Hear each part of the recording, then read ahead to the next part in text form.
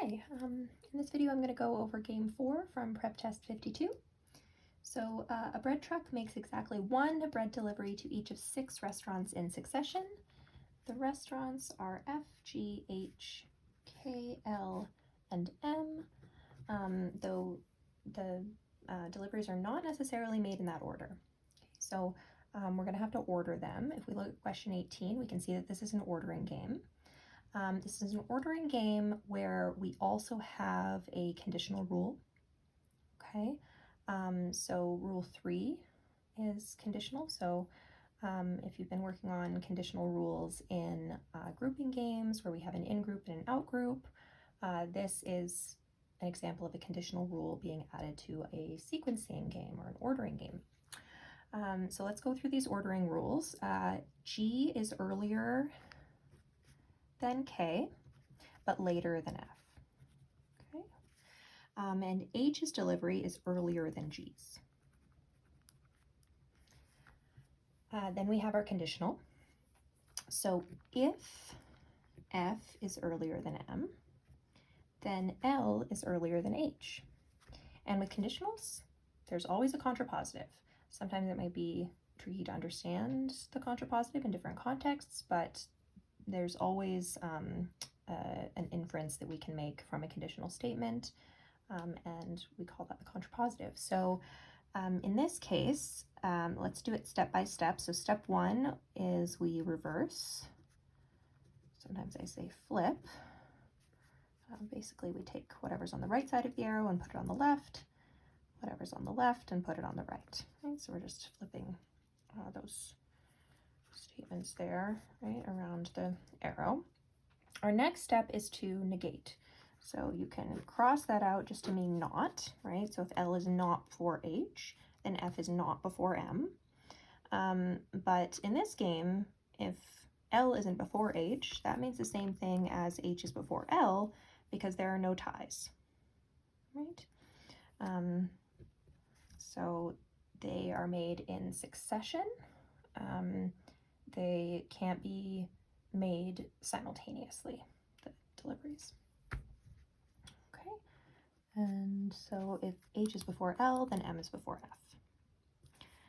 And then we get to rule 4, which says that either M's delivery is earlier than H's, or M is later than K, than Kenzaki's, okay. But not both.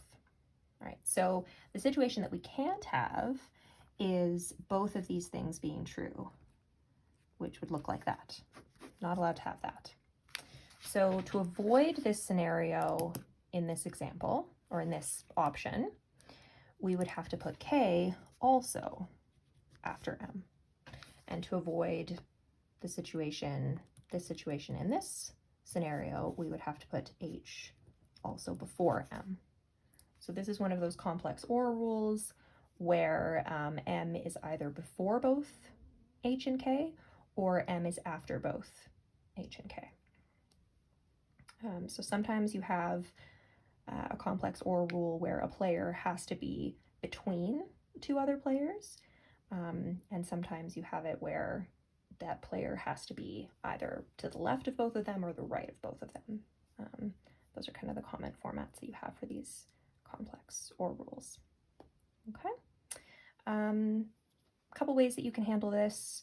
One of them would be to create 2 different web diagrams. So our base, these are rules that are not conditional, right?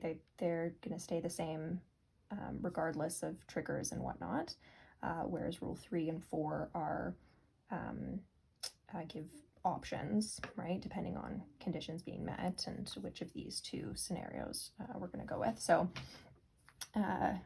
we start with our foundational rules there. Okay. And then we go, okay, so in this option, let's put M before H and K. Now, putting M before H automatically puts it before K, so that's kind of nice. And putting M after K automatically means it's also after H. So we could just add M here or here. Okay. So M could be first, M could be last. Okay. And then we have if F is before M, then L is before H. So that condition is met here, right? We have F before M, which would mean here L does have to be before H. Okay. That's not necessarily met in this scenario. Could be, but doesn't have to be. So we could play with that a little bit if we wanted to, or we just kind of add L as like a floater there, knowing that we still have to keep in mind this conditional here, right? So if H is before L, we know M is going to be before F and is therefore going to be first. If F is before M, we know L has to jump in before H, and K is definitely going to be last. So there are some deductions that can be made depending on whether this rule is triggered in this scenario here. In this scenario, we've accounted for all of the players, and we can just treat it like a regular web, where the only variable at this point is just F, because if F is first, we know where everybody else is. If F is second, we know where everybody else is. And if F is third, we know where everybody else is. The final 3 positions aren't going to change. And then F can just hop through 1, 2, 3, and L always has to be before H. So yeah, if M is after K and H, these are the options that we're working with. So that's the setup for 52 Game 4. Yeah, give it a go recreating that on your own if this is new to you. If not, then go ahead and try out the questions and let me know if there are any questions that you want me to discuss in a video.